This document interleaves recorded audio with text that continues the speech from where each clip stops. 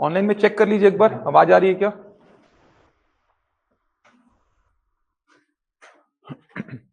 देखिए कल बताया था मैथ्स का सिलेबस क्या होगा, सहायक शिक्षक और शिक्षक के लिए। मैथ्स का पूरा सिलेबस बताया था, एक ब्रीफ जानकारी आपको पूरे सिलेबस की दिया था। सहायक शिक्षक और शिक्षक में कंप्लीट सिलेबस क्या होगा, वो कंप्लीट सिलेबस की एक जानकारी दिया था आपको। ये सारी बातें समझाया था कि आने वाले समय में हो सकता है कि व्यापम का शिक्षक भर्ती परीक्षा जो हो वो 100 प्रश्नों का ही हो, क्योंकि व्यापम ने एक ट्रेंड सेट कर दिया है कि 100 प्रश्नों का ही पेपर लेगा वो। इन बातों पर चर्चा किया था। उसके बाद सहायक शिक्षक का जो वर्तमान का जो स्ट्रक्चर है ये समझाया था आपको। सीजी टेट सी टेट का जो स्ट्रक्चर है ये बताया था। इसके बाद आपने देखा था कि शिक्षक के लिए अभी जो व्यापम का वर्तमान का पैटर्न है वो क्या है, सीजी टेट और सी टेट का पैटर्न क्या है। इसके बाद आपने सिलेबस देखा था गणित का सिलेबस। तो सहायक शिक्षक के लिए आपने गणित का सिलेबस पूरा देखा था, किस प्रकार से आपको तैयार करना है ये सिलेबस, ये आपने समझा था। ये पूरा सिलेबस था सहायक शिक्षक के लिए। इसके बाद आपने देखा था कि शिक्षक का सिलेबस बहुत बड़ा है। अगर शिक्षक के गणित की बात करूं तो शिक्षक के गणित में आप देखेंगे तो सब कुछ आपने देखा, इसमें कोई भी चैप्टर स्किप नहीं होता। लगभग देख सकते हैं सारे चैप्टर्स आपको कवर करने पड़ते हैं। तो आपने समझा था कि शिक्षक का गणित बहुत वृहद है, बहुत सारे चैप्टर्स हैं, पूरा ज्योमेट्री कवर करना है, पूरा डीआई मतलब डेटा इंटरप्रिटेशन पूरा कवर करना है, इवन माध्य माध्यिका बहुलक तक को कवर करना पड़ता है। ये सारी बातें कल समझे थे। इसके बाद स्टार्ट किए थे, पहला जो टॉपिक है वो था संख्या। तो पहला टॉपिक स्टार्ट किए थे संख्या। संख्या के बारे में क्या क्या समझे थे देख लीजिए, उसके आगे बढ़ेंगे फिर आज। चलिए यहां से स्टार्ट हुआ था आपका पहला टॉपिक। पूरा सिलेबस पे डिस्कशन होने के बाद किस प्रकार से पढ़ना है गणित को, ये सब जानने के बाद पहला जो टॉपिक था वो था संख्या। सबसे पहले टारगेट क्या होगा आपका, संख्या क्या होती है, संख्या कितने प्रकार की होती है और उनपे प्रश्न कैसे बनते हैं, इनको डिस्कस करेंगे अपन। तो संख्या क्या होती है, संख्या कितने प्रकार की होती है, उनपे प्रश्न कैसे बनते हैं स्टेटमेंट वाले, इतने सेक्शन को कवर करना होगा आपको। तो संख्या की परिभाषा को आपने समझा था, देख लीजिए जो नहीं आए थे। संख्या की परिभाषा को समझे थे कि संख्याएं वे गणितीय वस्तुएं होती हैं जिनका उपयोग मापने में, गिनने में इत्यादि चीजों में किया जाता है। एकदम आसान सी परिभाषा थी संख्या की। संख्याएं वे गणितीय वस्तुएं होती हैं। गणितीय वस्तुएं बोलने का मतलब मैथमेटिकल ऑब्जेक्ट्स। गणितीय वस्तुएं बोलने का मतलब होता है मैथमेटिकल ऑब्जेक्ट्स। तो संख्याएं वे गणितीय वस्तुएं होती हैं जिनका उपयोग मापने में, गिनने में इत्यादि चीजों में किया जाता है। मापने का मतलब होता है मेजरमेंट, गिनने का मतलब होता है काउंटिंग। आपने समझा था मापने का मतलब जैसे अपनी हाइट को मैं माप रहा हूं, अपने वेट को मैं माप रहा हूं, डिस्टेंस को मैं माप रहा हूं। जैसे मेरी हाइट मान लीजिए 173 सेंटीमीटर है तो ये क्या हो जाएगा, मापना। जैसे मेरा वेट मान लीजिए 75 केजी है तो ये क्या हो जाएगा, मापना। रायपुर से बिलासपुर का डिस्टेंस 120 किलोमीटर है तो ये भी क्या हो जाएगा, मापना। चावल की मात्रा 2 किलोग्राम है, 3 किलोग्राम है तो ये क्या हो जाएगा, मापना हो जाएगा। आइए, गिनने का मतलब क्या हो जाएगा, जैसे चेयर्स को मैं काउंट करूंगा तो ये क्या हो जाएगा, गिनना। विद्यार्थियों की संख्या को मैं काउंट करूंगा तो ये हो जाएगा गिनना। एकदम सिंपल सी परिभाषा थी। संख्याएं वे गणितीय वस्तुएं होती हैं जिनका उपयोग आप मापने में, गिनने में इत्यादि चीजों में करते हैं। एक और आपने डिफरेंस समझा था मापने और गिनने में। ये जो संख्याएं आप देख पा रहे हैं, दशमलव वाली ये जो संख्याएं हैं, जैसे 2.5, 3.67, 5.4, ये जो डेसिमल वाले नंबर्स हैं, दशमलव वाली जो संख्याएं हैं, इनका यूज आप मापने में करते हैं, गिनने में नहीं करते हैं। जैसे अगर मैं एग्जांपल के लिए बोलूं आपको कि 2.5 केजी, एग्जांपल के लिए अगर मैं बोलूं 2.5 केजी तो ये संभव हो सकता है। जैसे चावल की मात्रा क्या होती है, 2.5 केजी। आप माप रहे हैं तो 2.5 का यूज हो सकता है। जैसे आप बोलेंगे डिस्टेंस 3.67 किलोमीटर, आप बोल सकते हैं कि डिस्टेंस कितना है, 3.67 किलोमीटर। मतलब मापने में डेसिमल वाले नंबर्स का यूज हो सकता है, लेकिन गिनने में ऐसे नंबर्स का यूज आप नहीं कर पाएंगे। आप ऐसा कभी नहीं बोलेंगे कि 2.5 लड़के हैं, काउंटिंग करेंगे लड़कों को तो आप ऐसा कभी नहीं बोलेंगे 2.5 लड़के हैं या 3.67 लड़कियां हैं या 5.4 बल्ब लगे हैं या 5.24 ट्यूबलाइट्स लगी हुई हैं, ऐसा कभी नहीं बोलेंगे आप। मतलब मापने में ये डेसिमल वाले नंबर्स का यूज हो जाएगा, गिनने में नहीं हो पाएगा। गिनने में केवल ऐसे नंबर्स का ही यूज होगा। तो ये जो नंबर्स आप देख पा रहे हैं, इनका यूज गिनने में भी होगा और मापने में भी होगा, लेकिन ऐसे नंबर्स जो डेसिमल वाले नंबर्स हैं, इनका यूज केवल और केवल मापने में होगा, गिनने में नहीं होगा। तो सिंपल सी परिभाषा है, इसको याद रखेंगे, बहुत काम की नहीं है, बस एक सामान्य जानकारी है कि संख्याएं क्या होती हैं। तो अलग अलग बुक में अलग अलग परिभाषा लिखी हुई है संख्या की। तो एक सामान्य परिभाषा है कि संख्याएं वे गणितीय वस्तुएं होती हैं जिनका उपयोग आप मापने में, गिनने में इत्यादि चीजों में करते हैं। इसके बाद अगला जो पॉइंट था वो था संख्या का क्लासिफिकेशन। ये काम का है, यहां से आज पूरा आगे बढ़ेंगे। तो देख लीजिए, जो भी कल एब्सेंट थे, जिनका पहला क्लास है, संख्या का क्लासिफिकेशन का मतलब संख्या कितने प्रकार का होता है। तो आपने समझा था संख्या मुख्यतः दो प्रकार का होता है, एक होता है वास्तविक संख्या और एक होता है काल्पनिक संख्या। संख्या जो है मुख्यतः दो प्रकार का, एक होता है वास्तविक और एक होता है काल्पनिक, मतलब रियल नंबर और इमेजिनरी नंबर। तो वास्तविक संख्या और काल्पनिक संख्या। इसके बाद आपने समझा था कि काल्पनिक संख्या आपके सिलेबस में नहीं है। आप सीजीपीएससी का कोई भी एग्जाम देख लीजिए, सीजी व्यापम का कोई भी एग्जाम देख लीजिए, काल्पनिक संख्या आपको सिलेबस में दिखाई नहीं देगा। आपके सिलेबस में केवल और केवल वास्तविक संख्या है, काल्पनिक संख्या आपके सिलेबस में आपको दिखाई नहीं देगा।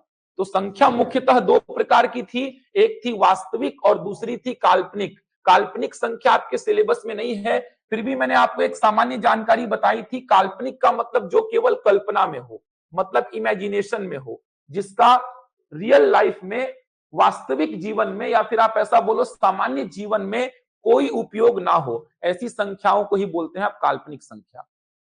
जो केवल कल्पना में हो, जिसका सामान्य जीवन में कोई उपयोग ना हो। सामान्य जीवन मतलब कि जो अपन सामान्य जीवन में संख्याओं का यूज कर रहे हैं, वहां पर ऐसी संख्याएं आपको देखने को नहीं मिलती हैं। कैसे पहचानते हैं? तो वर्गमूल के अंदर अगर ऋणात्मक रूप में संख्याएं हैं, वर्गमूल के अंदर अगर ऋणात्मक रूप में संख्याएं हैं, तो ऐसी संख्याओं को आप बोलते हैं काल्पनिक संख्याएं। इतनी ही जानकारी बस रखिए। वैसे तो बहुत सारी जानकारी है इसके बारे में, लेकिन आप फिलहाल इतना ही ध्यान रखिए कि काल्पनिक संख्या का मतलब जो केवल कल्पना में हो, जिसका सामान्य जीवन में कोई उपयोग ना हो। कैसे पहचानेंगे? वर्गमूल के अंदर ऋणात्मक रूप में अगर संख्या होगी, तो ऐसी संख्याओं को आप बोलेंगे काल्पनिक। ध्यान रखिएगा, वर्गमूल 2 को काल्पनिक नहीं बोलेंगे, -2 को काल्पनिक नहीं बोलेंगे, वर्गमूल -2 को क्या बोलेंगे? काल्पनिक। वर्गमूल -2 को काल्पनिक बोलेंगे आप। तो वर्गमूल के अंदर अगर ऋणात्मक रूप में संख्याएं हैं, तो ऐसी संख्याओं को आप काल्पनिक बोलेंगे। ऐसी कोई भी संख्या आपके सिलेबस में दिखाई नहीं देगी आपको। काल्पनिक को छोड़कर जो बची संख्याएं हैं वो वास्तविक संख्याएं होंगी, जो आपके सिलेबस में है। वास्तविक संख्या दो प्रकार की थी, परिमेय और अपरिमेय, रैशनल और इरैशनल। इसके बाद परिमेय संख्या 3 प्रकार की थी, प्राकृत, पूर्ण और पूर्णांक। इसके बाद पूर्णांक संख्या 3 प्रकार की, ऋणात्मक, शून्य और धनात्मक। प्राकृत संख्या 2 प्रकार की, सम और विषम। इंग्लिश में बोलते हैं इसको natural number, whole number, integers. Integers 3 type के, negative, zero and positive. Natural numbers 2 type के, इवन एंड ऑड। ये क्लासिफिकेशन आपने देखा था। एक एक करके सारी संख्याओं को लिखेंगे, उन पे जो प्रश्न बनेंगे उन प्रश्नों को भी डील करेंगे। इसके अलावा 2 संख्याएं और देखेंगे अपन, एक है अभाज्य मतलब प्राइम नंबर, और एक है भाज्य मतलब कंपोजिट नंबर। इतनी संख्याएं आपको पहले देखनी है। इन पे बहुत सारे स्टेटमेंट वाले प्रश्न बने हैं, उन प्रश्नों को भी साथ साथ में डील कराऊंगा। ये क्लासिफिकेशन लिख लिए होंगे सभी लोग। ये क्लासिफिकेशन है, एक एक करके सारी संख्याओं को समझेंगे। ध्यान रखेंगे काल्पनिक संख्या आपके सिलेबस में नहीं है। चलिए सबसे पहले लिखिए प्राकृत संख्या, साथ साथ में प्रश्नों को भी डील कराऊंगा। लिखेंगे सबसे पहले प्राकृत संख्या, नेचुरल नंबर्स। प्राकृत संख्या लिखिए, प्राकृत संख्या के बारे में लिखिए, क्या होती है प्राकृत संख्या। लिखेंगे वे संख्याएं जो गिनने के काम में आती हैं, वे संख्याएं जो गिनने के काम में आती हैं। प्राकृत संख्या वे संख्याएं जो गिनने के काम में आती हैं, गिनने के काम में आती हैं। The numbers which are used for counting, the numbers which are used for counting, वे संख्याएं जो गिनने के काम में आती हैं। अब एक बात समझिए, मैं बोल रहा हूं वे संख्याएं जो गिनने के काम में आती हैं उन्हीं को बोलेंगे प्राकृत संख्या। अब गिनने के काम में आती है इसीलिए स्टार्ट कहां से होंगी? एक से, क्योंकि किसी भी वस्तु को आप गिनना स्टार्ट करेंगे तो एक से स्टार्ट करेंगे। जैसे चेयर्स को आप काउंट करना स्टार्ट करेंगे तो आप एक से ही तो करेंगे, ऐसा तो बोलेंगे नहीं कि 0 उसके बाद 1 2 3 4, ऐसा तो बोलेंगे नहीं आप। 0 का यूज थोड़ी करेंगे आप, ऐसा नहीं बोलेंगे कि 0 उसके बाद 1 2 3 4, ऐसा नहीं करेंगे। मैं बोला विद्यार्थियों की संख्या को काउंट करो तो आप 1 2 3 4 ऐसा काउंट करेंगे, ऐसा तो बोलेंगे नहीं कि 0 उसके बाद 1 2 3 4। तो गिनना किसी भी वस्तु को, चाहे वो सजीव हो चाहे वो निर्जीव हो, किसी भी वस्तु को आप गिनना स्टार्ट करते हैं 1 से, तो प्राकृत संख्याएं 1 से स्टार्ट होंगी। कहां तक जाएंगी मुझे नहीं पता है, इसीलिए उसको मैं क्या लिख देता हूं? अनंत। तो प्राकृत संख्याएं 1 से स्टार्ट क्यों हो रही हैं? क्योंकि किसी भी वस्तु को गिनना अगर आप स्टार्ट करते हैं तो 1 से स्टार्ट करेंगे। तो प्राकृत संख्या की परिभाषा ही यही बनती है, वे संख्याएं जो गिनने के काम में आती हैं। अब गिनने के काम में आ रही हैं तो स्टार्ट 1 से होंगी, 1 2 3 4 ऐसे करते करते कहां तक जाएंगी मुझे जानकारी नहीं है, तो उसको मैंने अनंत लिख दिया है। सिंपल सी बात है, कोई वस्तु या तो मेरे पास होगी या तो नहीं होगी। अगर कोई वस्तु मेरे पास है तो वो कहां से स्टार्ट होगी? 1 से। जैसे इस रूम में चेयर्स या तो होंगी या तो नहीं होंगी। अगर नहीं है तो काउंटिंग की बात ही नहीं आएगी, अगर है तो कहां से स्टार्ट होगी? 1 से। तो काउंटिंग हमेशा 1 से स्टार्ट होता है, 0 से कभी काउंटिंग स्टार्ट नहीं करते हैं आप। काउंट करना स्टार्ट करेंगे तो 1 से करेंगे, चाहे वो निर्जीव वस्तु हो चाहे वो सजीव वस्तु हो। तो प्राकृत संख्याएं 1 से स्टार्ट होंगी, इस प्रकार से आगे बढ़ेंगी। तो सबसे छोटी या सबसे पहली प्राकृत संख्या क्या है? 1 है। डेसिमल वाले नंबर्स, दशमलव वाली संख्याएं, इस प्रकार की जो संख्याएं हैं ये प्राकृत संख्या में शामिल होंगी क्या? ये देखिए, ऐसी कोई संख्या में लिख दिया, इन संख्याओं को प्राकृत संख्या में शामिल करेंगे क्या? नहीं करेंगे। तो ऐसी कोई भी संख्या प्राकृत संख्या में शामिल नहीं होगी, क्योंकि आप बोल रहे हैं कि वे संख्याएं जो गिनने के काम में आती हैं। अब इनका यूज गिनने में होता है क्या? नहीं होता है। तो डेसिमल वाले नंबर्स जो हैं वो नेचुरल नंबर्स में इंक्लूड नहीं होंगे। समझ आ रहा है? क्योंकि गिनते समय आप कभी ऐसा नहीं बोलेंगे 2.5 चेयर्स हैं या 5.24 लड़के हैं या 65.24 लड़कियां हैं या 6.25 बल्ब हैं। तो गिनने में कभी भी डेसिमल वाले नंबर्स का यूज नहीं होता है। इसका मतलब ऐसी संख्याएं प्राकृत संख्या में शामिल नहीं होंगी। तो प्राकृत संख्या के बारे में जानकारी फिलहाल ये याद रखिए, प्राकृत संख्याएं 1 से स्टार्ट होती हैं, कहां तक जाएंगी? अनंत तक जाएंगी। इसमें डेसिमल वाले नंबर्स इंक्लूड नहीं होंगे। नेगेटिव नंबर्स आएंगे क्या? -1 को प्राकृत संख्या बोलोगे क्या? नहीं बोलेंगे। आप गिनने में -1 का यूज करते हैं क्या कि -1 चेयर है, -2 लड़के हैं, -3 लड़कियां हैं? तो नेगेटिव नंबर्स भी प्राकृत संख्या में शामिल नहीं होंगे, 0 भी प्राकृत संख्या में शामिल नहीं होगा। गिनने में ना तो 0 का यूज होता है ना तो नेगेटिव नंबर्स का यूज होता है, इसीलिए ना तो 0 ना ही नेगेटिव नंबर्स प्राकृत संख्या में शामिल होंगे। प्राकृत संख्या का सिंपल सा मतलब 1 से स्टार्ट करेंगे, कहां तक जाएगा? अनंत तक। बन जाएगा यहां तक? एक प्रश्न लिखिए इसमें। अब एक प्रश्न लिखिए, पूछा गया प्रश्न है, नीचे कुछ कथन प्राकृत संख्या के संदर्भ में दिए गए हैं। नीचे कुछ कथन प्राकृत संख्या के संदर्भ में दिए गए हैं। नीचे कुछ कथन नेचुरल नंबर्स के संदर्भ में दिए गए हैं। पहला कथन लिखिए, पहला कथन लिखिए, न्यूनतम प्राकृत संख्या, न्यूनतम प्राकृत संख्या, न्यूनतम प्राकृत संख्या अस्तित्व में रहती है, अस्तित्व में रहती है। न्यूनतम प्राकृत संख्या अस्तित्व में रहती है। अस्तित्व में रहने का मतलब एग्जिस्ट करना। न्यूनतम प्राकृत संख्या मतलब मिनिमम या लीस्ट नेचुरल नंबर एग्जिस्ट करता है। अस्तित्व में रहने का मतलब एग्जिस्टेंस है उसका। तो न्यूनतम प्राकृत संख्या मतलब मिनिमम नेचुरल नंबर या लीस्ट नेचुरल नंबर एग्जिस्ट करता है। दूसरा लिखिए, अधिकतम प्राकृत संख्या मतलब मैक्सिमम नेचुरल नंबर, अधिकतम प्राकृत संख्या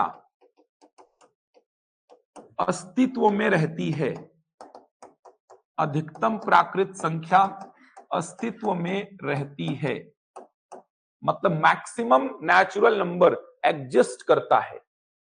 तीसरा लिखिए, दो क्रमागत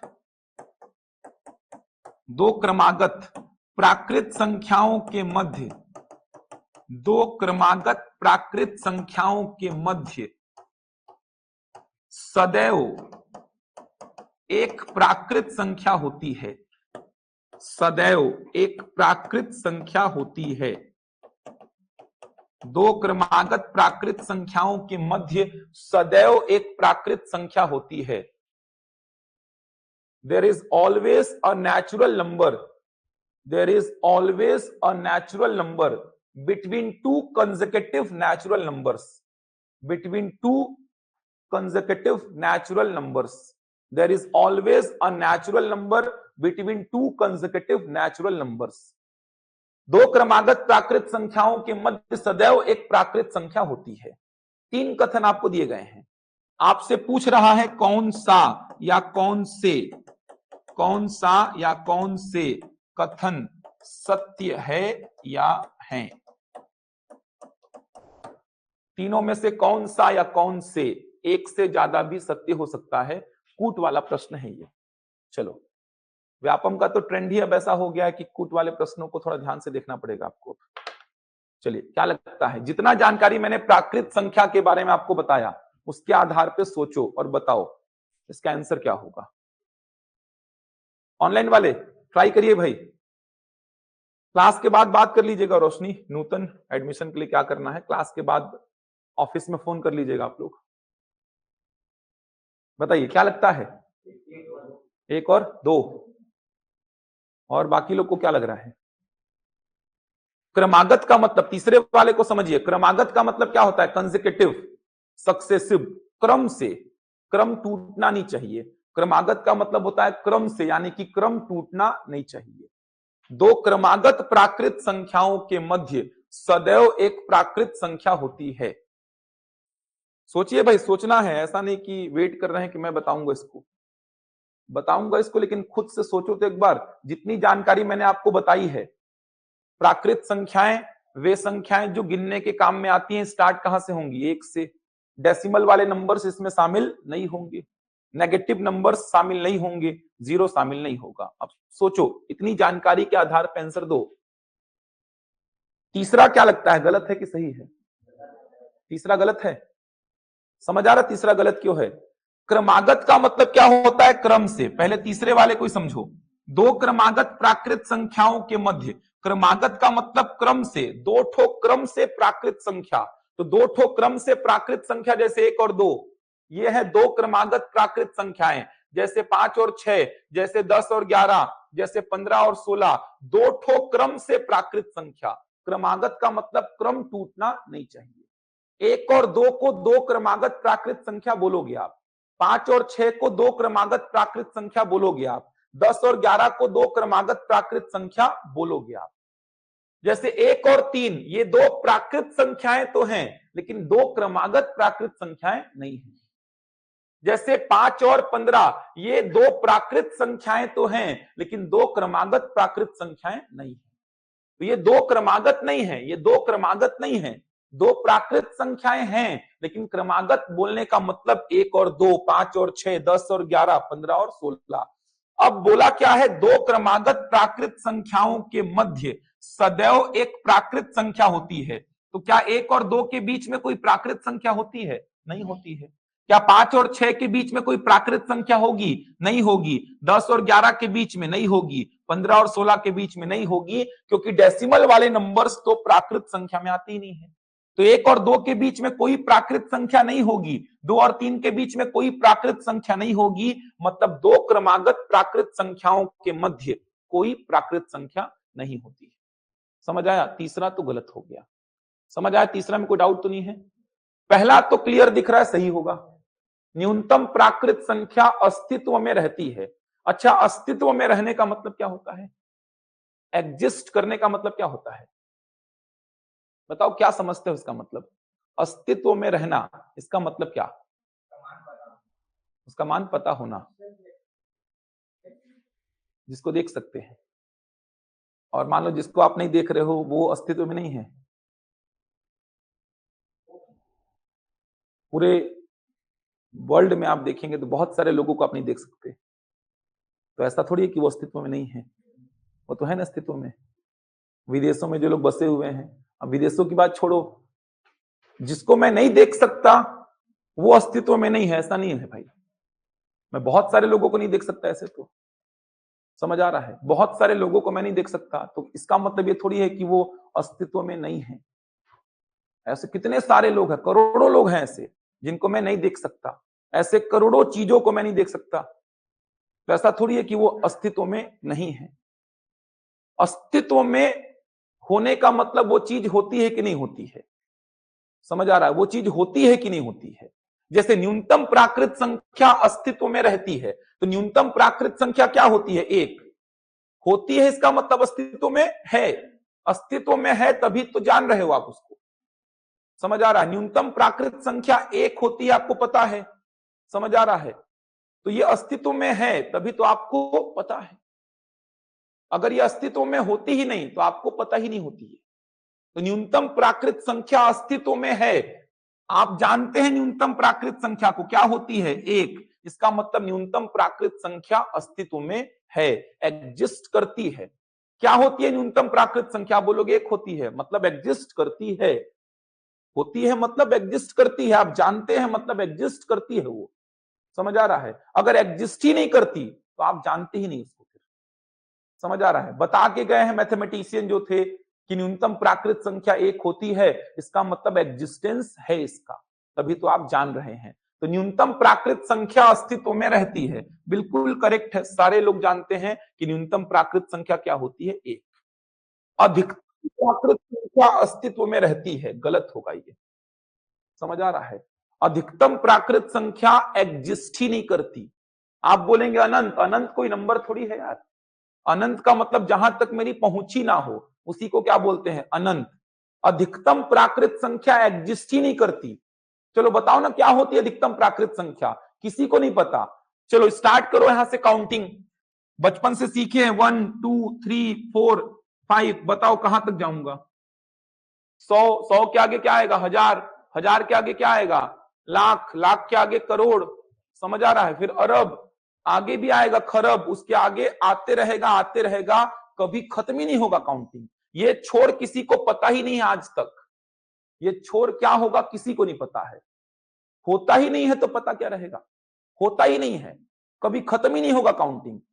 आप 1 से स्टार्ट किए, 1 2 3 4 5, गिनते जाओ कहां तक जाओगे पता ही नहीं है। 100 आया, हजार आया, लाख आया, करोड़ आया, अरब आया, खरब आया, उसके बाद भी आते ही रहेगा आते ही रहेगा, कभी खत्म ही नहीं होगा काउंटिंग, समझ आ रहा है। आपके जीवन का एकमात्र लक्ष्य अगर काउंटिंग करना है तो वो भी पूरा नहीं हो पाएगा। आप आज से बैठे कि मुझे काउंटिंग ही करना है पूरे जीवन भर और अंतिम छोर तक पहुंचना है, तो आपका अंतिम छोर आ जाएगा लेकिन काउंटिंग का अंतिम छोर नहीं आएगा। होता ही नहीं है तो आएगा कहां से भाई? होता ही नहीं है।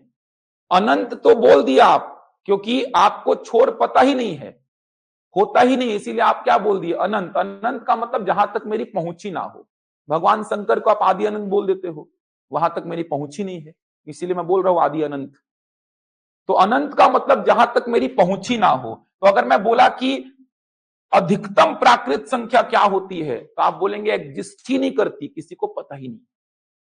आप बोलिए अधिकतम प्राकृत संख्या, मैं लिख के बताऊंगा सर, लिख के बताओ क्या होगी, ये देखो लिखते जाओ। अधिकतम प्राकृत संख्या, बड़ी से बड़ी प्राकृत संख्या मैं लिख के बताऊंगा, ये देखो लिखते रहो आप। 9 कभी खत्म ही नहीं होगा, ये देखो आप लिखते रहो, ये कभी खत्म ही नहीं होगा। आप बोलोगे अधिकतम प्राकृत संख्या लिख के बताऊंगा, लिखते रहो 9 को, कभी खत्म ही नहीं होगा। बड़ी से बड़ी प्राकृत संख्या लिखने बैठे थे आप कि बड़ी से बड़ी प्राकृत संख्या लिख के बताऊंगा, लिख ही नहीं सकते भाई। आप ये 9 को लिखते रहो, खत्म ही नहीं होगा 9। तभी तो बोलते हैं एक अंक की बड़ी से बड़ी संख्या क्या है? 9। 2 अंकों की बड़ी से बड़ी संख्या क्या है? 99। 3 अंकों की बड़ी से बड़ी संख्या 999, 4 अंकों की बड़ी से बड़ी संख्या 9999, ओवरऑल बड़ी से बड़ी संख्या नहीं बता सकते, होता ही नहीं है, वो एग्जिस्ट ही नहीं करता। समझ आ रहा है? तो यहां पर न्यूनतम प्राकृत संख्या एग्जिस्ट करती है, अधिकतम प्राकृत संख्या एग्जिस्ट नहीं करती है। तो यहां पर केवल कथन एक ही सत्य होगा। ऐसे प्रश्न आते हैं, केवल कथन एक सत्य है। समझ आ रहा है? बच्चों को लगता है कि प्राकृत संख्या एक से स्टार्ट होती है, बस सफिशिएंट है ये, तो फिर स्टेटमेंट वाले प्रश्न बनते नहीं उनसे। तो पूछा गया प्रश्न ही है, बच्चों को यही लगता है कि प्राकृत संख्या मतलब एक से स्टार्ट होगी, बस इतना ही जानना है। इतना नहीं जानना है भाई, ऐसा प्रश्न आ गया तो कैसे डील करोगे फिर? बनेगा? तो प्राकृत संख्या के बारे में क्या क्या जानकारी आपको इकट्ठी रखनी है। अब वे संख्याएं जो गिनने के काम में आएंगी, स्टार्ट कहां से होंगी? एक से। चूंकि गिनने के काम में आ रही है मतलब दशमलव वाली संख्याएं शामिल नहीं होंगी। चूंकि दशमलव वाली संख्याएं शामिल नहीं हो रही हैं, इसीलिए दो क्रमागत प्राकृत संख्याओं के मध्य कोई प्राकृत संख्या नहीं होगी। न्यूनतम तो एग्जिस्ट करती है, अधिकतम एग्जिस्ट नहीं करती है।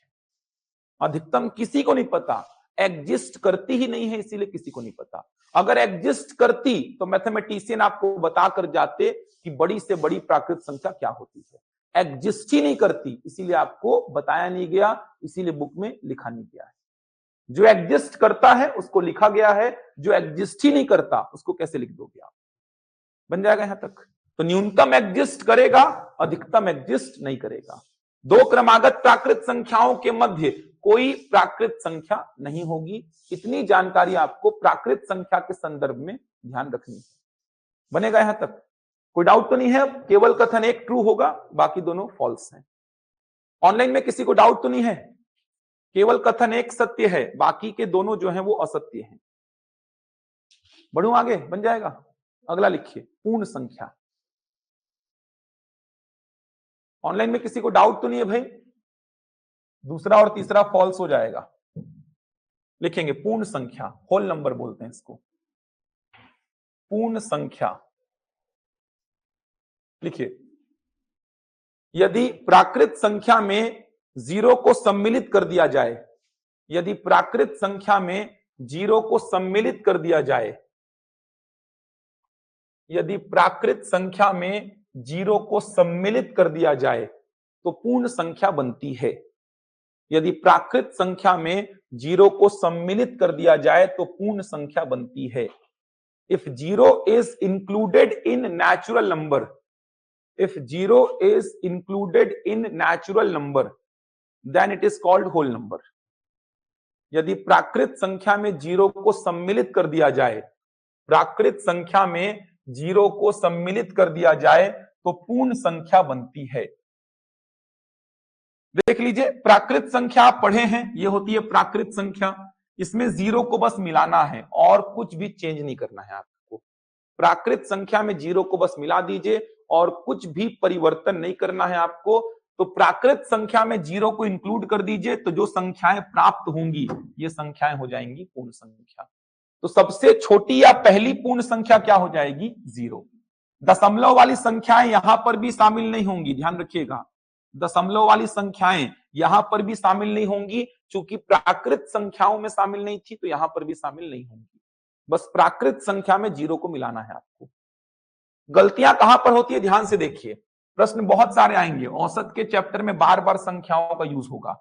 देखिए प्रश्न कैसे आएंगे, जैसे मैं बोला प्रथम 5 प्राकृत संख्याओं का योग, प्रथम 5 प्राकृत संख्याओं का योग, sum of first 5 natural numbers, sum of first 5 natural numbers. एक और बोला प्रथम 5 पूर्ण संख्याओं का योग, sum of first 5 whole numbers, sum of first 5 whole numbers. अब प्रथम 5 प्राकृत संख्याएं, प्रथम 5, प्रथम 5 मतलब शुरुआत की 5। तो प्रथम 5 प्राकृत संख्याएं क्या होती हैं? 1 2 3 4 5। इसका योग अगर मैं निकाला तो इसका योग क्या मिलेगा मेरे को? 15। लेकिन प्रथम 5 पूर्ण संख्याएं बोला तो पहली पूर्ण संख्या क्या होगी? 0, दूसरी पूर्ण संख्या 1, तीसरी पूर्ण संख्या 2, चौथी पूर्ण संख्या 3 और पांचवी पूर्ण संख्या 4। इनका योग मैं निकाला तो इनका योग मुझे क्या मिला? 10। समझ आ रहा, छोटा छोटा डिफरेंस आता है। अगर आपको पता ही नहीं है कि पहली प्राकृत संख्या क्या होती है, पहली पूर्ण संख्या क्या होती है, तो ये प्रश्न आपसे गलत ही होंगे। फिर अभी आप देखे होंगे एक प्रश्न पूछा गया था सीजीटेट के एग्जाम में, अभी पेपर 2 में पूछा गया था, प्रथम 50 प्राकृतिक संख्याओं का माध्य निकालो। एक ऐसा प्रश्न आया था, दिए होंगे, अगर कल ही तो रिजल्ट आया है ना उसका, टेट का। सीजी टेट का पेपर 2 का एक प्रश्न था, प्रथम 50 प्राकृतिक संख्याओं का माध्य मतलब औसत बताओ, मीन एवरेज पूछा था। तो प्रथम 50 प्राकृतिक संख्या मतलब 1 से कहां तक, 50 तक। अगर आप उसको 0 से स्टार्ट कर दोगे तो आंसर ही चेंज हो जाएगा। फिर तो आपको पता होना चाहिए कि प्राकृतिक संख्या 1 से स्टार्ट होती है और पूर्ण संख्या 0 से। पहली प्राकृत संख्या क्या होती है, 1, और पहली पूर्ण संख्या क्या होती है, 0। पहली प्राकृत संख्या 1 तो पांचवी क्या होगी, 5। पहली पूर्ण संख्या 0 तो पांचवी क्या होगी, 4 होगी। समझ आ रहा है। अगर मैं आपको बोला प्रथम 25 प्राकृतिक संख्याएं, प्रथम 25 प्राकृतिक संख्याएं, तो 1 से कहां तक जाएंगे, 25 तक। अगर मैं आपको बोला प्रथम 25 पूर्ण संख्याएं, प्रथम 25 पूर्ण संख्याएं 0 से 24 तक, यहां पे औसत आएगा कितना, यहां पे औसत आएगा 13, जबकि यहां पे औसत क्या हो जाएगा, 12। कराऊंगा औसत में प्रश्न, समझ आ रहा है। दोनों में औसत चेंज हो गया। ऊपर वाले प्रश्न में औसत आ जाएगा 1 और 25 को जोड़ के 2 से भाग दे दीजिए, 13 आ जाएगा। और नीचे वाले में औसत आ जाएगा 0 और 24 को जोड़ के 2 से भाग दे दीजिए, 12। तो ये छोटी छोटी बातें हैं, ध्यान रखेंगे तभी प्रश्न बनेंगे। प्रथम 25 प्राकृतिक संख्याएं बोला तो 1 से 25, प्रथम 25 पूर्ण संख्याएं बोला तो 0 से 24। पहली पूर्ण संख्या 0 है तो 25वीं पूर्ण संख्या क्या होगी, 24। पहली प्राकृत संख्या 1 है तो 25वीं प्राकृत संख्या क्या होगी, 25। बन जाएगा। अगर मैं बोला 45वीं पूर्ण संख्या, 45वीं पूर्ण संख्या क्या होगी, 44। समझ आ रहा है। 50वीं प्राकृत, 36वीं पूर्ण संख्या क्या होगी, 35। समझ पा रहे हैं। डिफरेंस क्या है, पहली प्राकृत संख्या 1 है तो दूसरी 2, तीसरी 3, चौथी 4, पांचवी 5। लेकिन पहली पूर्ण संख्या 0 है तो दूसरी 1, तीसरी 2, चौथी 3, पांचवी 4, 25वीं 24, 36वीं 35। समझ आ रहा है। तो यहां पर मैं बोला प्रथम 25 प्राकृतिक संख्याएं 1 से 25, प्रथम 25 पूर्ण संख्याएं 0 से 24। सब काम आएगा, ये बन जाएगा। यहां तक एक प्रश्न लिखिए, अब पूछा गया प्रश्न फिर से एक लिखिए। कोई डाउट तो नहीं, छोटी छोटी बातें हैं, ये सब सीखते चलेंगे तब आपका मैथ्स में अच्छा स्कोर होगा, ठीक कर पाएंगे मैथ्स को आप। नीचे कुछ कथन दिए गए हैं, नीचे कुछ कथन दिए गए हैं, नीचे कुछ कथन दिए गए हैं। पहला कथन लिखिए, प्रत्येक पूर्ण संख्या, प्रत्येक पूर्ण संख्या एक प्राकृत संख्या होती है। प्रत्येक पूर्ण संख्या एक प्राकृत संख्या होती है। प्रत्येक पूर्ण संख्या एक प्राकृत संख्या होती है। प्रत्येक का मतलब every, every whole number is a natural number, every whole number is a natural number. दूसरा लिखिए, प्रत्येक प्राकृत संख्या, प्रत्येक प्राकृत संख्या एक पूर्ण संख्या होती है। प्रत्येक प्राकृत संख्या एक पूर्ण संख्या होती है।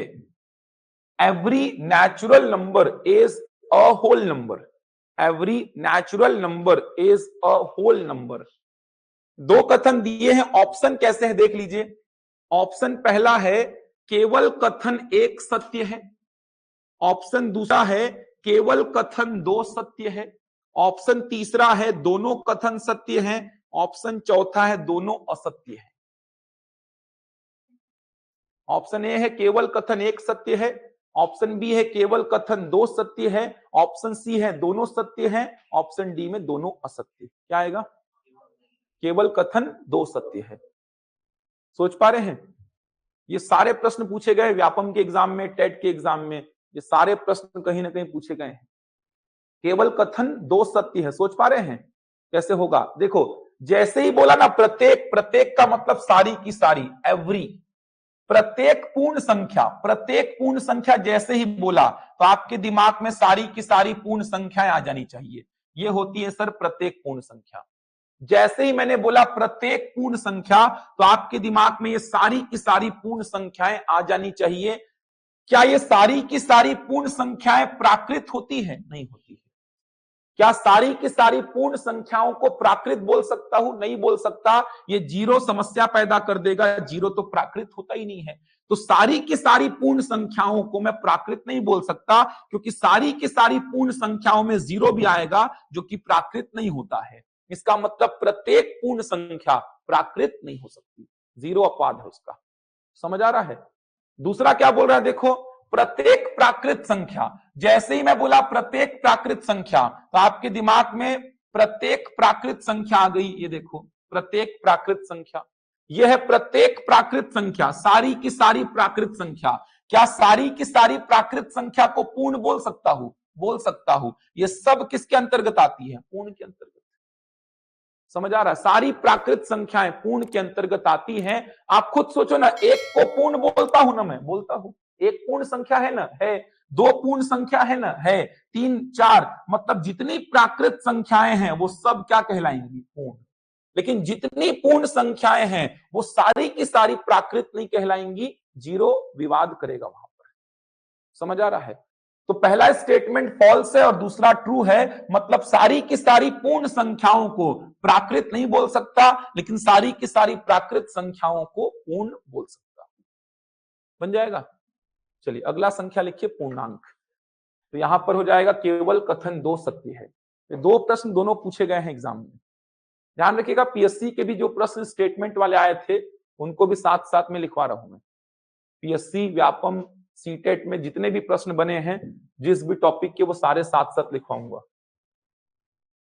तीसरा संख्या लिखिए, पूर्णांक। इंटीजर्स बोलते हैं इसको, इंटीजर्स लिखेंगे इसके बारे में। पूर्णांक संख्या पूर्ण संख्या ही होती है। पूर्णांक संख्या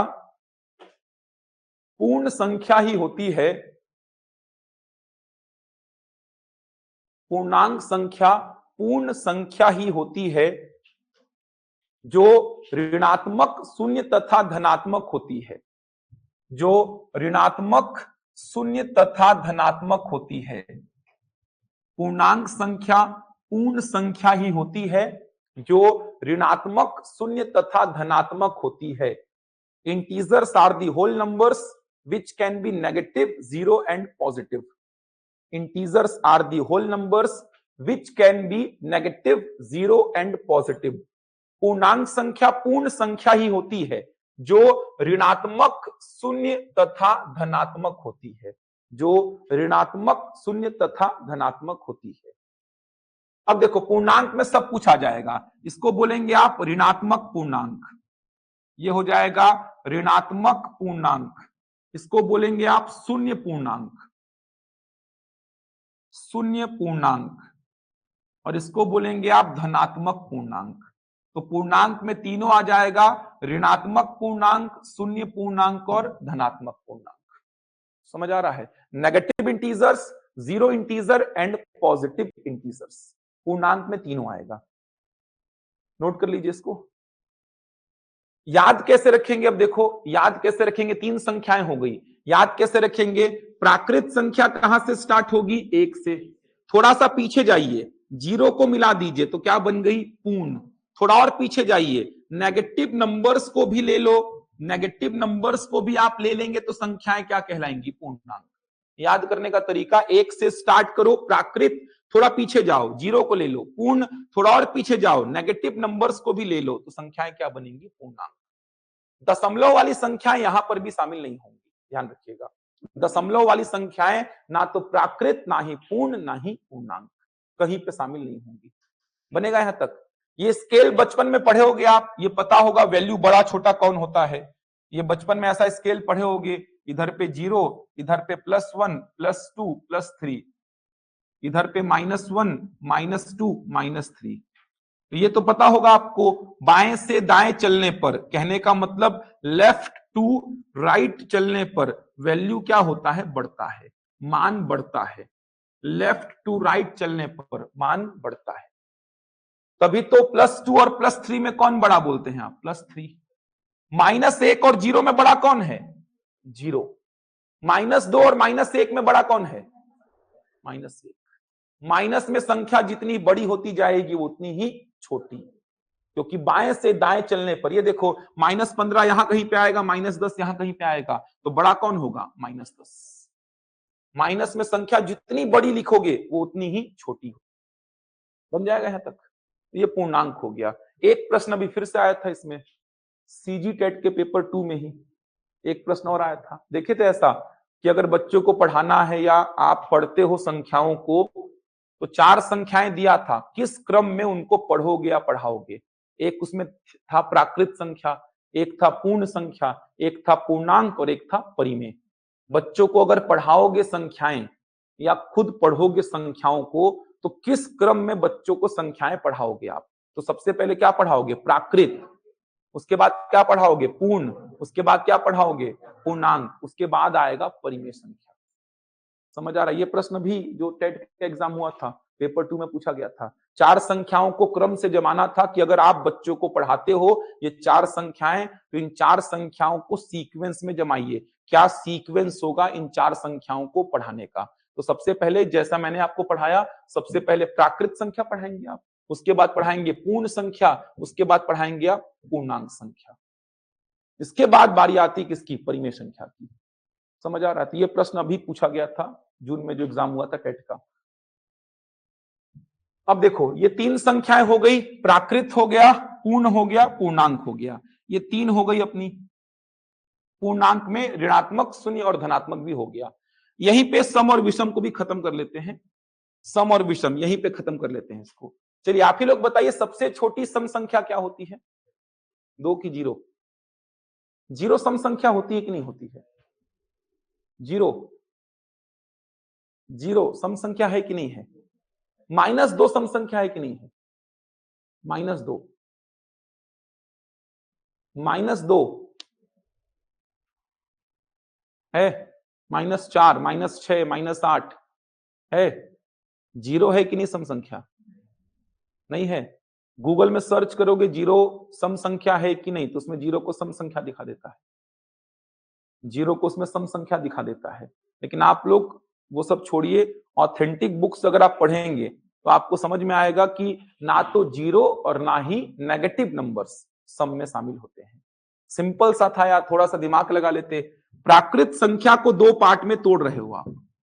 प्राकृत संख्या क्या पढ़े, 1 2 3 4 ऐसा पढ़े। प्राकृत संख्याओं को 2 पार्ट में तोड़ना है। प्राकृत में 0 है क्या, तो सम और विषम में तो सवाल ही नहीं उठता। प्राकृत में नेगेटिव नंबर्स हैं क्या, तो सम और विषम में कहां से आएंगे। सिंपल सा कंसेप्ट है, प्राकृत संख्याओं में जो जो 2 से भाग जाएगा वो कहलाएगा सम, और प्राकृत संख्याओं में जो जो 2 से भाग नहीं जाएगा वो कहलाएगा विषम। समझ आ रहा है। कुछ बुक्स आप देखना, यहाँ लोकल कोचिंग्स की कुछ बुक्स हैं, उसमें लिख दिया है कि -2 -4 सम संख्या है। मत पढ़ना उसको भाई, ऑथेंटिक बुक्स पढ़ना, जैसे RS अग्रवाल हो गया, SD यादव हो गया, RD शर्मा को पढ़ सकते हो आप, जो आप 9th में 10th में पढ़े हो। RD शर्मा ऑथेंटिक बुक है वो, RS अग्रवाल की अच्छी बुक है, उसमें सही रहता है डेटा, मैक्सिमम डेटा सही रहता है उसमें। तो ये बुक्स पढ़ेंगे आप। लोकल कोचिंग्स की बुक पढ़ेंगे तो थोड़ा देख के पढ़ेंगे भाई, क्योंकि बहुत सारी चीजें उसमें उटपटांग लिखी रहती हैं। तो देख के पढ़ेंगे। सबसे छोटी सम संख्या 2 और सबसे छोटी विषम संख्या 1। एकदम सिंपल सा अप्रोच है। प्राकृत संख्याओं में जो जो 2 से भाग जाएगा वो कहलाएगा सम, और जो जो 2 से भाग नहीं जाएगा वो कहलाएगा विषम। समझ आ रहा है। प्राकृत संख्याओं में जो जो 2 से भाग जाएगा वो कहलाएगा सम, और जो जो 2 से भाग नहीं जाएगा वो कहलाएगा विषम। लिख लीजिए, सम प्राकृत लिख लीजिए। इवन नेचुरल नंबर, वे प्राकृत संख्याएं जो 2 से भाग जाती हैं, वे प्राकृत संख्याएं जो 2 से भाग जाती हैं। The natural numbers which are divisible by 2, वे प्राकृत संख्याएं जो 2 से भाग जाती हैं, वे प्राकृत संख्याएं जो 2 से भाग जाती हैं। लिख लीजिए, 2 4 6 8 10 ये सब हो जाएंगी सम प्राकृत संख्याएं। वे प्राकृत संख्याएं जो 2 से भाग जाती हैं। The natural numbers which are divisible by 2 लिख लेंगे, 2 4 6 8 10 ऐसे चलेगा। कहां तक जाएगा नहीं पता है आपको। तो सबसे छोटी या पहली सम संख्या क्या है? 2 है। ध्यान रखना, सम प्राकृत या सम एक ही बात है, सम अलग नहीं होता है, सम प्राकृत अलग नहीं होता है। सम बोले या सम प्राकृत बोले एक ही लेके चलेंगे उसको। तो सबसे छोटी सम संख्या क्या है? 2 है। लिख लीजिए, विषम प्राकृत संख्या में वे प्राकृत संख्याएं जो 2 से भाग नहीं जाती हैं, वे प्राकृत संख्याएं जो 2 से भाग नहीं जाती हैं। The natural numbers which are not divisible by 2, the natural numbers which are not divisible by 2, the natural numbers which are not divisible by 2, वे प्राकृत संख्याएं जो 2 से भाग नहीं जाती हैं। बन जाएगा यहां तक। तो सबसे छोटी सम संख्या 2 और सबसे छोटी विषम संख्या 1। प्राकृत संख्याओं को 2 पार्ट में तोड़िए, जो 2 से भाग जाएगा वो सम और जो 2 से भाग नहीं जाएगा वो विषम। प्राकृत संख्या में ही 0 नहीं है तो सम और विषम में 0 नहीं आएगा। प्राकृत संख्या में ही नेगेटिव नंबर्स नहीं है तो सम और विषम में नेगेटिव नंबर्स नहीं आएंगे। इतनी संख्याएं हो गई कंप्लीट आपकी। ये देखिए, ये संख्याएं कंप्लीट। यहां तक कोई डाउट तो नहीं है? बन जाएगा। जो 2 प्रश्न कराए वो प्रश्न भी बन जाएंगे आराम से। चलिए अब आते हैं अपन परिमेय संख्या में। अच्छा, गूगल में सर्च करते हैं ना तो सबसे छोटी सम संख्या क्या दिखाता है? 0। 0 को सम संख्या लेने बोलता है वो, जबकि आपने देखा सबसे छोटी सम संख्या क्या है? 2। गूगल में सर्च करेंगे 0 सम संख्या है कि नहीं तो बोलेगा है। फिर आप गूगल में फिर से सर्च करना कि प्रथम 5 सम संख्याओं का टोटल बताओ मुझे कितना होता है। ऐसा लिख के सर्च करना, 0 सम संख्या है कि नहीं तो उसमें बताएगा है। फिर आप लिख के सर्च करना कि प्रथम 5 सम संख्याओं का योग कितना होता है मुझे बताओ, तो वो क्या करेगा? 2 4 6 8 10 का योग बताएगा आपको। तो जब एक साइड आप 0 को सम संख्या ले रहे हो तो अपने हिसाब से बताओ 0 2 4 6 8। अगर आप 0 को सम संख्या कंसीडर कर रहे हो तो आपके हिसाब से प्रथम 5 सम संख्याएं कौन कौन सी हो जाएंगी? 0 2 4 6 8। लेकिन आप बता रहे हो 2 4 6 8 10 का योग, तो खुद में ही कंफ्यूजन है। वहां पर देखोगे तो 0 को सम संख्या बता भी रहा है और एक साइड प्रथम 5 सम संख्याओं के योग में वो 2 4 6 8 10 का योग बता रहा है। तो वहीं पे आप देखेंगे तो कंफ्यूजन है। तो वो सब छोड़ दीजिए, एकदम सिंपल सा है। सबसे छोटी या पहली सम संख्या क्या है? 2। प्रथम 5 सम संख्याएं कौन कौन सी? 2 4 6 8 10। समझ आ रहा है? एकदम सिंपल सा यार। प्राकृत संख्या को बांटे हैं ना, इसी में 0 नहीं है तो इसमें कहां से आ जाएगा? इसी में नेगेटिव नंबर्स नहीं है तो इसमें कहां से आ जाएंगे? फिर बनेगा यहां तक। परिमेय संख्या लिखो, ये इंपॉर्टेंट है। परिमेय संख्या ऑनलाइन में यहां तक क्लियर है सभी को? जल्दी से कमेंट करिए एक बार। ऑनलाइन वाले जल्दी से एक बार कमेंट करिए, यहां तक जितना भी मैंने पढ़ाया इसमें किसी को डाउट तो नहीं है? जल्दी कमेंट करेंगे। क्या होती है परिमेय संख्या बताओ, आप ही लोग बताओ। रैशनल नंबर, परिमेय संख्या।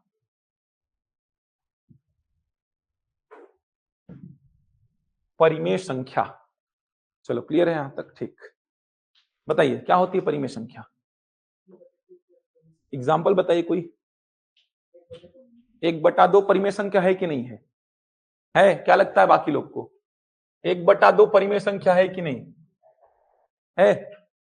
और 4/3 परिमेय संख्या है कि नहीं है?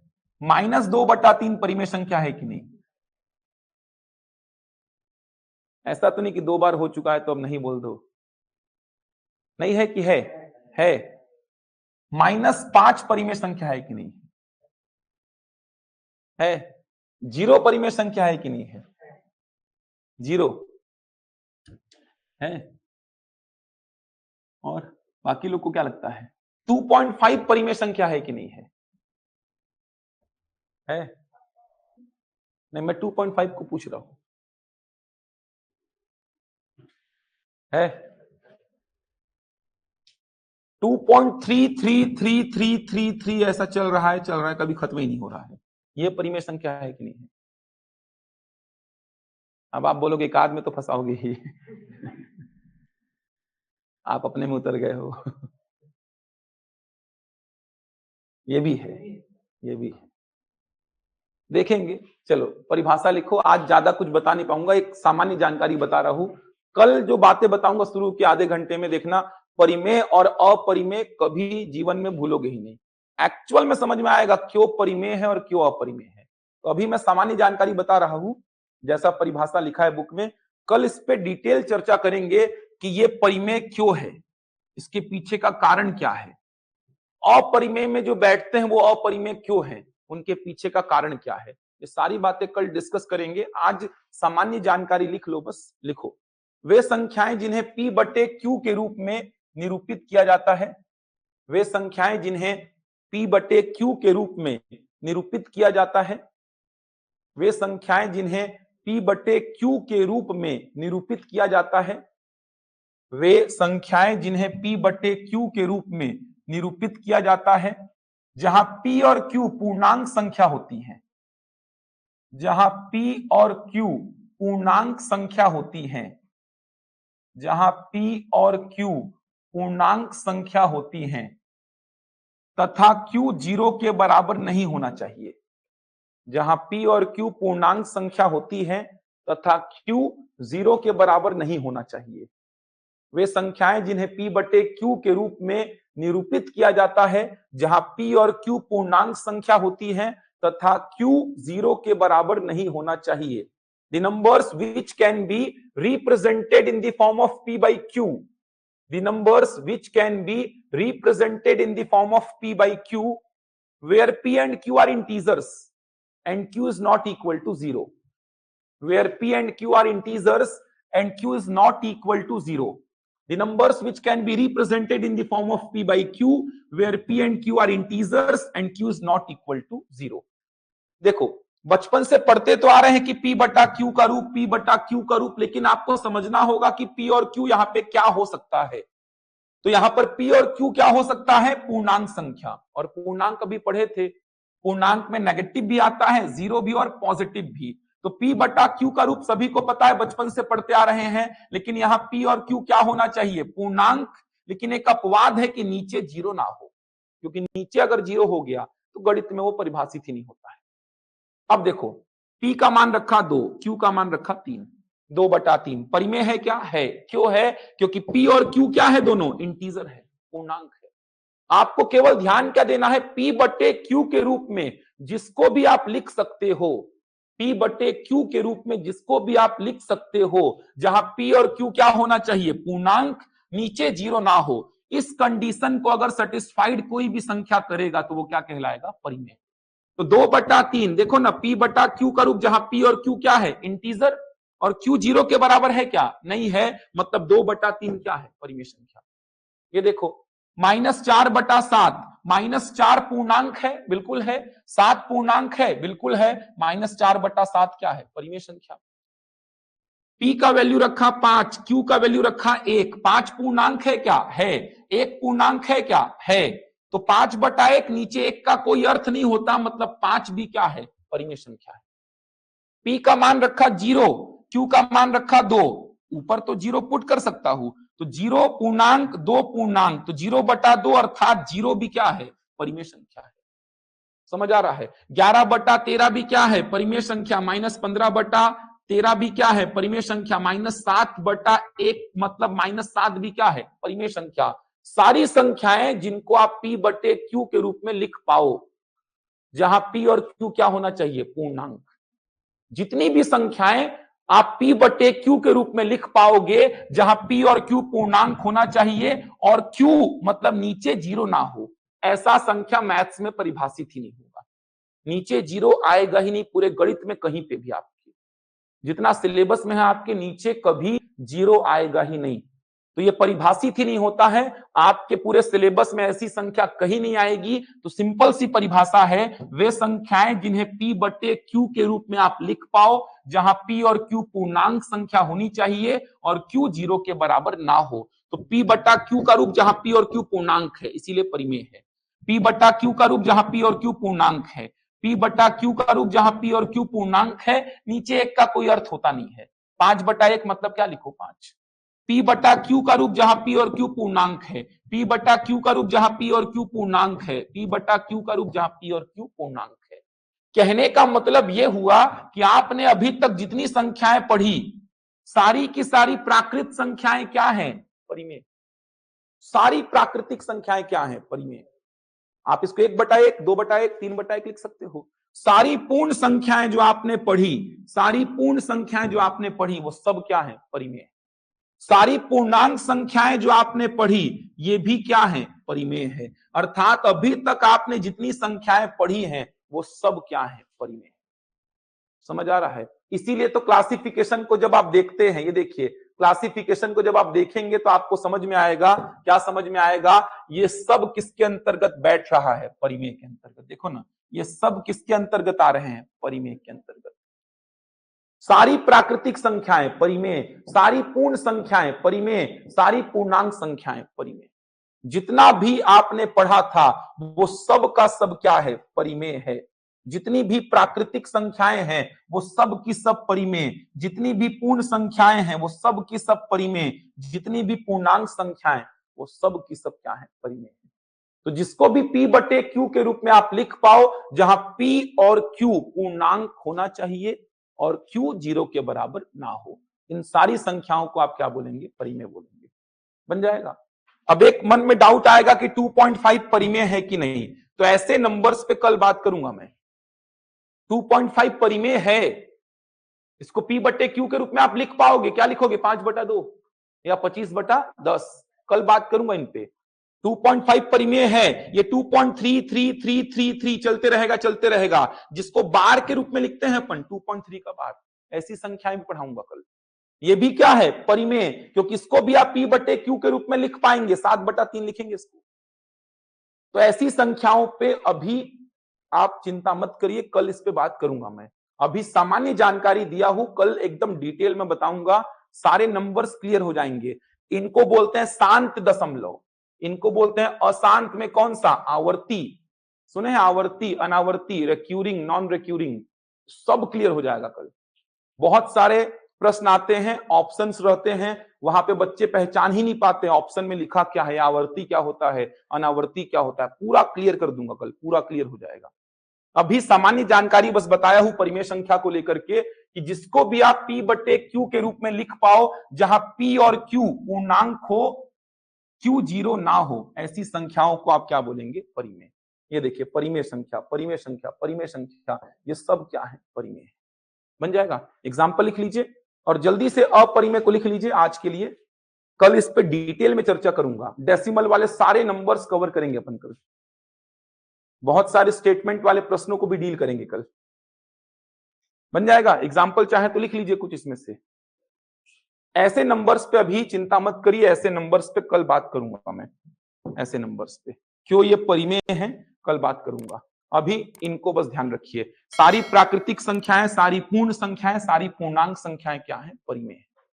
लिखिए अपरिमेय संख्या। अपरिमेय संख्या लिखेंगे इर्रेशनल नंबर, वे संख्याएं जिन्हें P/Q के रूप में निरूपित नहीं किया जा सकता। वे संख्याएं जिन्हें P/Q के रूप में निरूपित नहीं किया जा सकता। वे संख्याएं जिन्हें P/Q के रूप में निरूपित नहीं किया जा सकता। वे संख्याएं जिन्हें P/Q के रूप में निरूपित नहीं किया जा सकता। इन्हें सामान्यतः वर्गमूल के रूप में लिखा जाता है। इन्हें सामान्यतः वर्गमूल के रूप में लिखा जाता है। इन्हें सामान्यतः वर्गमूल के रूप में लिखा जाता है। The numbers which cannot be represented in the form of P/Q. The numbers which cannot be represented in the form of P/Q, they are generally represented in the form of square root. They are generally represented in the form of square root. जिसको P/Q के रूप में आप नहीं लिख सकते, सामान्यतः ऐसी संख्याओं को वर्गमूल के रूप में लिखा जाता है। अभी बस लिख लो एग्जांपल्स, कल बात करेंगे क्यों इनको P/Q के रूप में आप नहीं लिख पा रहे हो, क्या खास बात है इनमें जिसके वजह से इनको आप P/Q के रूप में नहीं लिख पा रहे हो और इनको अपरिमेय बोल रहे हो। कुछ ना कुछ खास बात होगी जिस वजह से आप इसको P/Q के रूप में नहीं लिख पा रहे हो। वर्गमूल 2, वर्गमूल 3, वर्गमूल 5 ना, वर्गमूल 4 नहीं लिखा हूं। वर्गमूल 6, वर्गमूल 7, वर्गमूल 8, वर्गमूल 10, वर्गमूल 9 नहीं लिखा। इसके अलावा पाई एक अपरिमेय संख्या है, नोट कर लीजिए। पाई एक अपरिमेय संख्या है। पाई एक अपरिमेय संख्या है। पाई का वैल्यू लिख लीजिए 3.14159। ऐसा चलेगा चलेगा चलेगा। कल इस पे बात करेंगे डिटेल में अपन। क्यों पाई अपरिमेय है, क्या कारण है कि इसको पी बटे क्यू में नहीं लिख सकता मैं। वर्गमूल 2 में ऐसी क्या खास बात है कि इसको पी बटे क्यू में नहीं लिख सकता मैं। वर्गमूल 3 में ऐसी क्या खास बात है कि इसको पी बटे क्यू में नहीं लिख सकता। जिसको पी बटे क्यू में नहीं लिख सकता वही तो अपरिमेय है। तो इनमें ऐसी क्या खासियत है कि इनको पी बटे क्यू में नहीं लिख सकते, इस पे कल बात करेंगे अपन। साइड में एक बॉक्स बना के ऐसा लिख लीजिए, वर्गमूल 4, वर्गमूल 9, वर्गमूल 16, वर्गमूल 25। वर्गमूल 4 का मान कितना 2। ये तो सामान्य जानकारी है, नहीं पता होगा तो आगे पढ़ेंगे ही। इनको क्या बोलते हैं अपन, परिमेय, क्योंकि इनको पी बटे क्यू के रूप में लिख पा रहा हूं। ये क्या है, परिमेय है। वर्गमूल 4 इसका वैल्यू होता है 2, वर्गमूल 9 इसका वैल्यू होता है 3, वर्गमूल 16, वर्गमूल 25 ये सब हो जाएगा परिमेय संख्या। इतनी जानकारी अभी के लिए ध्यान रखिए बस। बनेगा यहां तक, बन जाएगा। कल और डिटेल में बात करेंगे परिमेय अपरिमेय, क्यों इनको पी बटे क्यू के रूप में नहीं लिख सकता, क्या खास बात है। वर्गमूल 2 का मान होता है 1.4142 1356, ऐसा चलता है। ये समझ आ रहा है क्या खास बात है इनमें कि इनको पी बटे क्यू में नहीं लिख सकता, जिस वजह से इनको क्या बोल रहा हूं, अपरिमेय। इतनी जानकारी आज के लिए बहुत है, इतना याद रखिए। कल पूरा डिटेल में चर्चा करेंगे। इसके अलावा दशमलव वाली सारी संख्याएं कल कवर हो जाएंगी, तो कल पूरी संख्याएं खत्म हो जाएंगी आपकी, उन पे स्टेटमेंट वाले प्रश्न भी हो जाएंगे। बनेगा यहां तक। तो अभी के लिए परिमेय और अपरिमेय इतना याद रखिए। कंप्लीट नहीं किया हूं परिमेय और अपरिमेय को, कल पूरा कंप्लीट करूंगा इसको। परिमेय और अपरिमेय के बारे में अभी इतनी जानकारी बस याद रखिए, जिसको पी बटे क्यू के रूप में लिख पाओ, जहां पी और क्यू पूर्णांक हो, क्यू 0 के बराबर ना हो।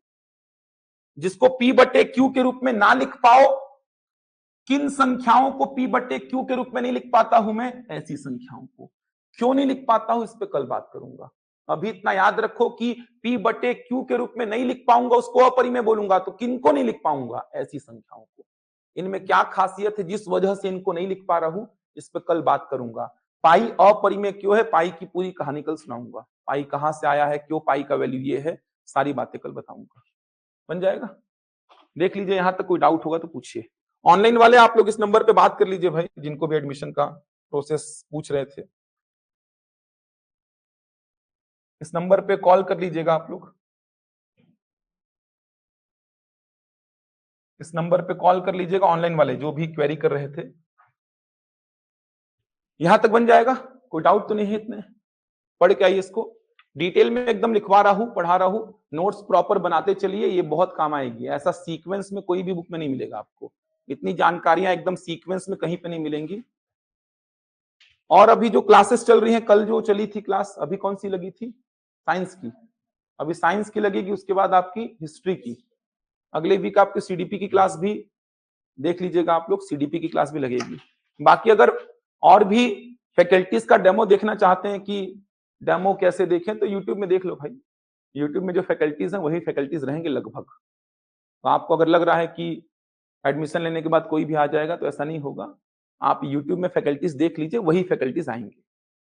सीडीपी प्रदीप सर ही लेने आएंगे, जो यूट्यूब में आप देखे होंगे उनको, तो हिंदी का सर ही लेने आएंगे, सुधीर सर जो लेते हैं। तो फैकल्टीज वही रहेंगे, फैकल्टीज वही रहेंगे। तो अगर आपको लग रहा है कि बाकी विषय का आप एक ही दिन में 6-7 विषय का डेमो तो दे नहीं सकते, और ऐसा एक दिन में 3 फैकल्टी दें, फिर अगले दिन दूसरे 3 दे दें, अगले दिन तीसरे 3 दे दें, तो ऐसे में फिर मार खा जाएगा पूरा क्लास यार।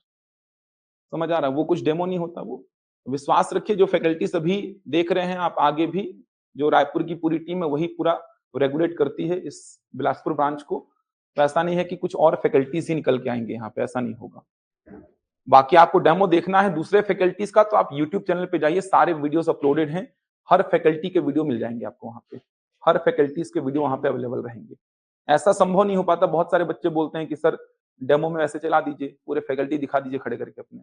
ऐसा संभव नहीं हो पाता है भाई कि आज 3 दिए, कल 3 कोई और दिए, परसों 3 कोई और दिए, उसके बाद 3 कोई और दिए, ऐसे 12-15 फैकल्टी दिखा दो सर अपने। तो वो 4 दिन की क्लास पूरी बर्बाद ही हो जाती है।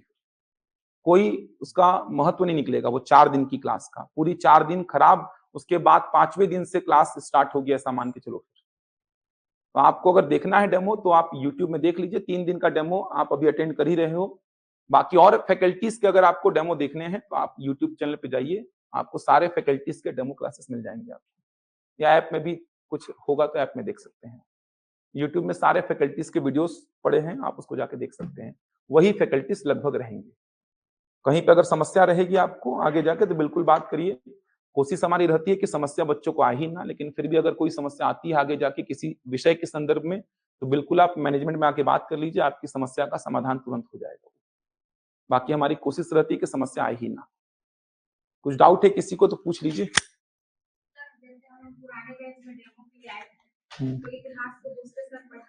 इतिहास एक ही बात है, वो दूसरे सर रुपेश सर लिए थे क्या इसमें? इतिहास जैसा विषय देखो कोई भी ले सकता है, इतिहास ये भी अच्छा पढ़ा रहे हैं, देख लीजिए आप। इतिहास अब विषय ऐसा नहीं है भाई कि उसमें जीएस के विषय ऐसे नहीं होते कि आपको समझ में ना आए। मैथ्स जैसे ऐसे है कि आप एक मैथ्स का फेस देख के आते हो, क्योंकि मैथ्स एक समझने वाला विषय हो गया, हिंदी एक समझने वाला विषय हो गया, सीडीपी एक समझने वाला विषय हो गया। आप इतिहास पढ़ के देखिए, प्रॉब्लम नहीं होगा। इतिहास दोनों तीनों टीचर लेते हैं जो हमारे यहाँ है। इतिहास का कोई एक फैकल्टी फिक्स रहता नहीं है किसी कोचिंग में, जनरली 2-3 फैकल्टी इतिहास लेते हैं। आप पढ़ के देखिए, अच्छा ही पढ़ाए हैं। कल मैं खुद इनके लेक्चर्स को देखा था पूरा। हम लोग खुद भी निगरानी करते हैं, हर एक फैकल्टी के लेक्चर्स को देखते हैं, कैसा पढ़ा रहे हैं, क्या बात कर रहे हैं। प्रॉब्लम नहीं होगा, बैठ के देख लीजिए आप एक बार। बाकी सीडीपी, हिंदी, मैथ्स ये सब आपको जो फैकल्टीज मिल रहे हैं वही फैकल्टीज मिलेंगे। कुछ प्रॉब्लम आएगा तो बिल्कुल बात कर लीजिए, आपकी प्रॉब्लम सॉल्व हो जाएगी। और किसी का कुछ प्रश्न है क्या? समझ आ रहा है पूरा जो चल रहा है? नोट्स बनाते चलिए। नोट्स बनाने में ऐसा बिल्कुल भी आलसपन नहीं करेंगे। नोट्स वगैरह ही काम आएगी आगे चल के। सारे विषयों की नोट्स बनाइए। चलिए कल देखते हैं इसके आगे का, कल बात करते हैं। यहाँ तक पढ़ के आइए, कल बात करते हैं।